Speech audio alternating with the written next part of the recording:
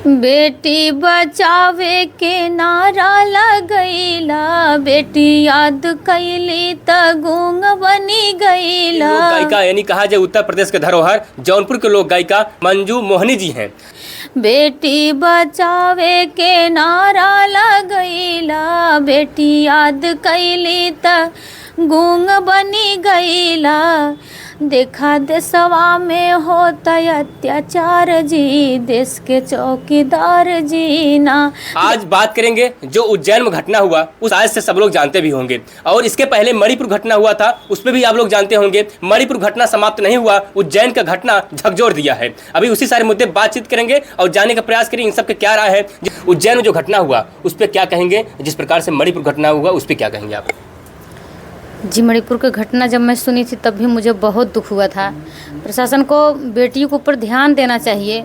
हर जगह क्यों बेटियां ही असुरक्षित हैं। हम भी एक बेटी हैं, अपने आप को सुरक्षित रखना चाहते हैं। जब भी सुनो, जहाँ भी सुनो, क्यों लड़कों के ऊपर ऐसा अपराध नहीं होता, बेटियों के ऊपर हर जगह। बेटी किसी भी राज्य की हो, किसी भी राज्य की हो, जहाँ की सुनो तहाँ बेटियों के ऊपर हर समय अत्याचार।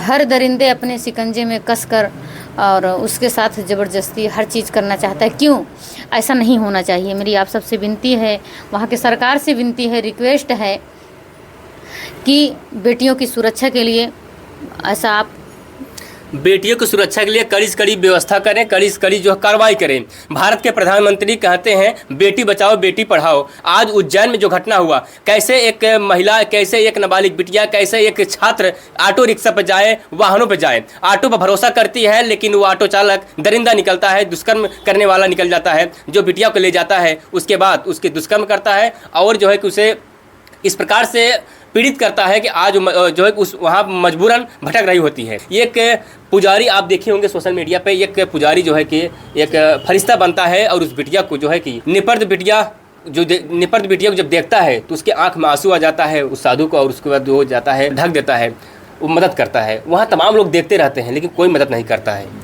बताइए, आंखों से सब देख रहे हैं, बेटी इस हाल में पड़ी हुई है, लेकिन फिर भी बताइए देखने वालों का भी दोष है, क्योंकि इस हाल में बेटियां पाई जा रही हैं फिर भी नहीं कोई सुरक्षा देख रही। देखिए वो कितने महान हैं, उनकी भगवान करे जहाँ रहें वो सुखी रहें।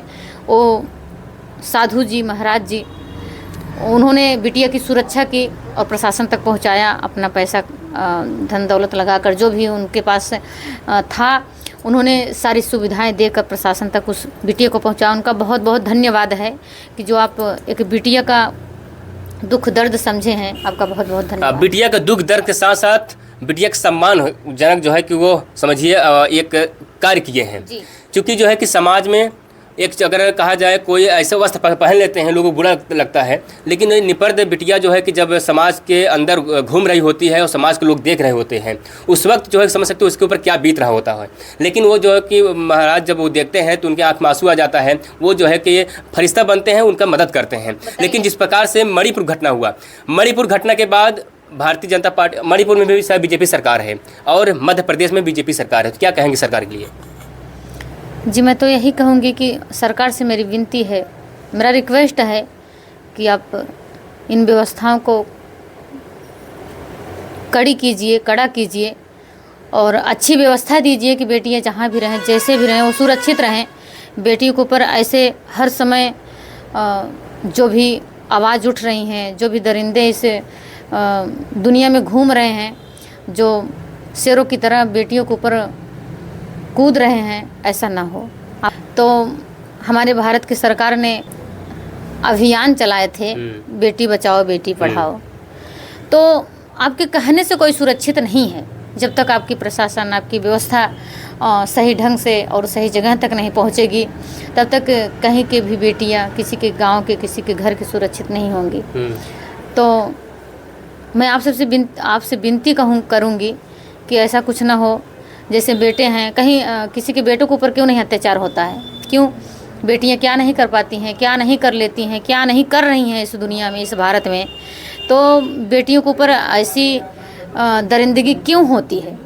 बेटियां आज IAS officer, PCS officer, DM SDM हर तरह की पदवियां ले रही हैं और अपनी ड्यूटी निभा रही हैं, लेकिन फिर भी बेटी के ऊपर इतना अत्याचार क्यों होता है? बेटी बेटी नाम से, लेकिन बेटी से ही ये संसार चल रहा है। तो उनकी सुरक्षा की जाए, मेरी यही आप सबसे विनती है। तो बेटी बचाओ बेटी पढ़ाओ शब्द पे मैं 2 लाइन लिखी थी। बेटी बचावे के नारा लगैला, बेटी याद कैली त गूंग बनी गईला। बेटी बचावे के नारा लगैला, बेटी याद कैली त गूंग बनी गईला। देखा देशवा में होता अत्याचार जी, देश के चौकीदार जी ना। देखा देशवा में होता अत्याचार जी, देश के चौकीदार जी ना। तो आप चौकीदार शब्द को गलत ना कीजिएगा। आप रखवार टाइप हैं, अपने देश की सुरक्षा करने के पद पे बैठे हैं। तो मैं आपको उपहास नहीं कर रही हूँ, कमेंट नहीं बोल रही हूँ, आपसे विनती कर रही हूँ कि बेटियों की सुरक्षा कीजिए। यानी कहने से कुछ नहीं होता, ऐसा लोग कहना है अब कि सरकार के कहने से कुछ नहीं होगा जब तक उस पर कड़ी कार्रवाई नहीं होगा।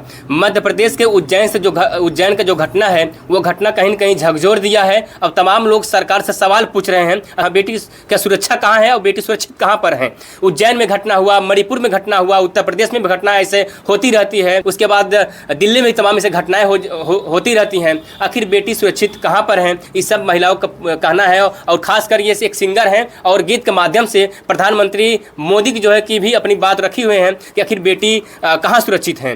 देश के चौकीदार, जिस प्रकार से आपने मुख से कहे थे कि चौकीदार हूँ, आज वही चौकीदार फेल नजर आते आ रहे हैं। लेकिन इन सब का सवाल है कि ऐसा ना हो और सुरक्षित रहें। कोई भी राज कोई भी हो, सरकार कोई भी हो, उससे फर्क नहीं पड़ता। लेकिन और आज बेटी किस मामले में पीछे हैं?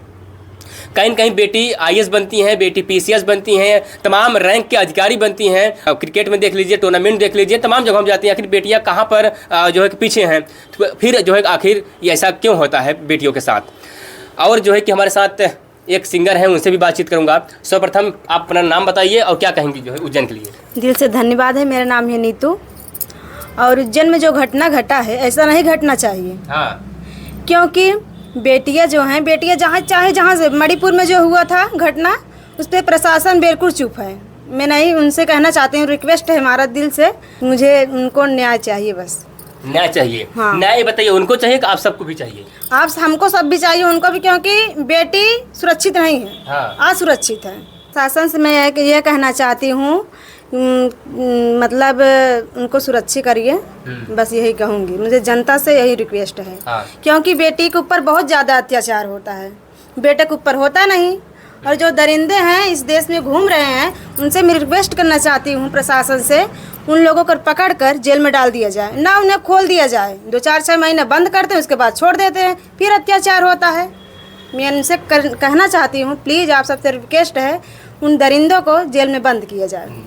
अच्छा, लेकिन जो है कि उज्जैन में जिस प्रकार से जो घटना हुआ, ऑटो चालक यानी जिसका नाम है भरत के पिताजी भी कहना है कि अगर वो दोषी हैं, अगर वो गलत है तो कहीं न कहीं उसके ऊपर कार्रवाई ही नहीं बल्कि फांसी हो जानी चाहिए, ऐसा उनके पिता कहे हैं।